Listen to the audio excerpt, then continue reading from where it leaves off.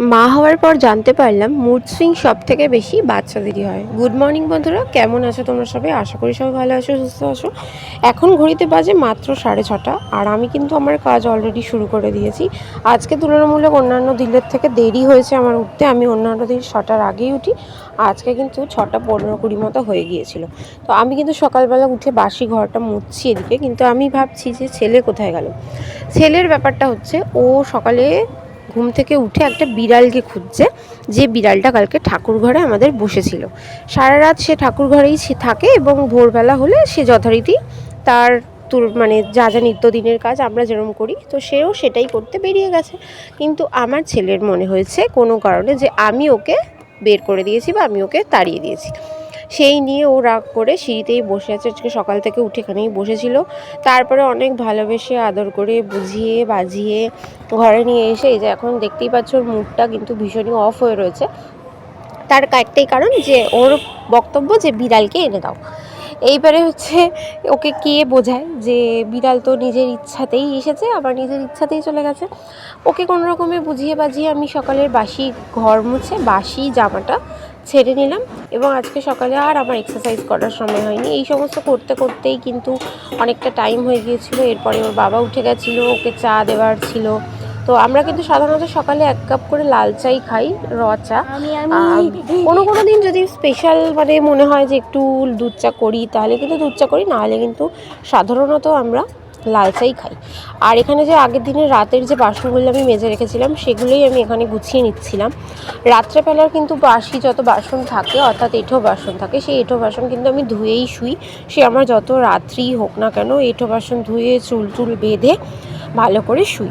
তো এখন কিন্তু আমরা চায়ে এবং সমস্ত রান্নায় বাতাসা খাওয়া শুরু করেছি। আগে কিন্তু চিনির ব্যবহার করতাম, কিন্তু এখন বাতাসা খাচ্ছি। এবার ছেলেকে কতগুলো ড্রাই ফ্রুটস খাওয়াতে হবে, কিন্তু কিছুতেই খেতে চায় না। তো এইভাবে ফোন দেখিয়ে, অর্থাৎ যে ভিডিও হচ্ছে সবাই তোমাকে দেখবে, এইভাবে ওকে ড্রাই ফ্রুটসটা এখন আমি খাওয়ানো শুরু করেছি। এখানে ওর কিছু হোমওয়ার্কস ছিল, সেগুলোই ও করে নিচ্ছে এবং সবাইকে খুব ভালো করেই বোঝানোর চেষ্টা করছে যে ও কত ভালো করে করছে। বাচ্চাদের কিন্তু এই একটা জিনিস আমি ফলো করেছি মা হওয়ার পর, যে বাচ্চারা কিন্তু তুলনামূলক বাড়ির লোকেদের থেকে বাইরের লোককে বেশি প্রায়োরিটি দিয়ে থাকে। বাইরের লোক যদি দেখে যে সে কি করছে, সে দেখছে কিনা, বা বাইরের কেউ তাকে ফলো করছে কিনা, সে কিন্তু কাজটাকে আরও বেশি ভালো করে করার চেষ্টা করে থাকে। তোমাদের বাচ্চারাও কি এরকম করে? আমাকে কমেন্টসে কিন্তু অবশ্যই জানিও। যাই হোক, তোমরা দেখতে পাচ্ছ ও কিন্তু এখানে খুব বুঝিয়ে বুঝিয়ে ভালো করেই ওর হোমওয়ার্কস করছে। ওর ম্যাম ওকে বেশি কিছু হোমওয়ার্কস দেয়। এখনও সবে নার্সারি 2তেই আছে, একটা প্লে স্কুলেই পড়ে আমাদের বাড়ির কাছে। কিন্তু যাই হোক, সেখানেও কিন্তু ও নার্সারি 1 থেকে নার্সারি 2তে উঠেছে, প্লে গ্রুপ থেকে নার্সারি 1 নার্সারি 2। এই বছর কিন্তু আমার ছেলের 5 বছর পূর্ণ হবে ডিসেম্বরে। তো তখন কিন্তু আমি ওকে আবার একটা অন্য স্কুলে ভর্তি করব, ক্লাস 1-এ।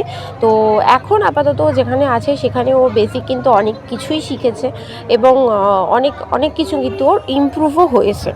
তো আরেকটা কথা আমি বলে রাখি, যে সেটা হচ্ছে যে আমার ছেলে কিন্তু সাধারণত সকালবেলা উঠে একদমই পড়তে বসতে চায় না, কিন্তু আজকে ফোন দেখে সরাসরি নিজের থেকেই কিন্তু পড়তে বসে গেছে। আজকে কিন্তু টিফিনটা একটু অন্যরকম বানিয়েছিলাম। আজকে যেহেতু গুরু পূর্ণিমা, নিরামিষের দিন, তাই আমি কিন্তু এখানে নিরামিষ একটু সুজির ঝাল সুজি বানিয়েছিলাম।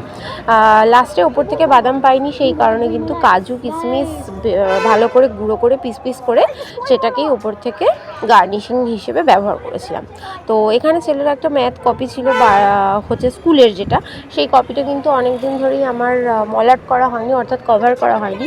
তো সেটাই এখানে বসে সকালবেলা আজকে সময় ছিল বলেই কিন্তু বসে কভার করছিলাম। তো যাই হোক, এখানে কভার করা হয়ে গেছে, কিন্তু তার মধ্যে ছেলের যে দুষ্টুমি তো তোমরা দেখতেই পেলে। যাই হোক, এইবার কিন্তু ওকে স্কুলে দিতে চলে যাব, কারণ অলরেডি কিন্তু টাইম হয়ে গেছে 9:30 থেকে ও স্কুল। তো এই যে আমরা কিন্তু রেডি হয়ে গেছি, এবারে চলো যাব স্কুলে। আজকে বললাম না গুরু পূর্ণিমা, তো গুরু পূর্ণিমায় আমার পাশে একজন জেঠিমা থাকে, উনি আমাদেরকে কিন্তু প্রসাদ দেয়, বাড়িতে পুজো করে। তো সেই ক্ষেত্রে উনি কিন্তু আমাদেরকে প্রত্যেক গুরু পূর্ণিমাতেই প্রসাদ দেয়। তো আজকেও প্রসাদ দিয়েছিল। আজকে ছিল একটু সিন্নি দিয়েছিল আর তালের বড়া দিয়েছিল। তো আজকে বললাম না নিরামিষের দিন, আজকে আমি একটু পনির বানিয়েছিলাম, আর আলু, উচ্ছে, ভেন্ডি, বরবটি সমস্ত কিছু দিয়ে ভাজা করেছিলাম, আর ডাল করেছিলাম। ডাল আমার একদমই ভালো লাগে না, তাই ডালটা নেই। এইবার ছেলেকে ঘুম পাড়িয়ে দিয়ে ঘুম থেকে আবার তুলে যথারীতি আমি কিন্তু এখানে বসে গেছি ওকে কমপ্লেন খাওয়াতে। ওকে কিন্তু কমপ্লেন বিস্কিট খাইয়ে আমি প্রতিদিন পড়তে পাঠাই। এই যে দেখাচ্ছি ওকে ফোন দেখিয়েই বললাম না যে ভিডিও করতে করতে ওকে কিন্তু এখন আমি সমস্ত কিছু করা শুরু করেছি। তাতে কিন্তু আমার অনেক টাইম সেভ হচ্ছে। তোমরা কিন্তু পিছনে ঘড়িতে দেখতেই পাবে অলরেডি কিন্তু 5:30 বাজতেই যায়। তো যাই হোক, কিন্তু এখন ওর 5:30 থেকেই পড়া। যাই হোক, কিন্তু ওকে এই যে ভুলিয়ে ভালিয়ে খাওয়াতে হবে, কারণ উঠতে একটু দেরি করেছে, উঠতে চাইছিল না, তারপরে অনেক কষ্টে উঠেছে। তো উঠে এই যে আমি ওকে এখন কিন্তু কমপ্লেনটা খাইয়ে নিচ্ছি। এইভাবেই কিন্তু সারাদিন হুড়োহুড়ি ব্যস্ততার মধ্যে প্রত্যেকটা দিন কেটে যায়। সপ্তাহের 5টা দিনই কিন্তু কেটে যায়। তারপরে বাকি যেই কটা দিন, 2টো দিন থাকে, সেই 2টো দিন এদিক ওদিক করে পড়াশোনা করেই কিন্তু কেটেই যাচ্ছে। আমার ভিডিওটা কেমন লাগছে জানাতে কিন্তু ভুলবে না। টাটা।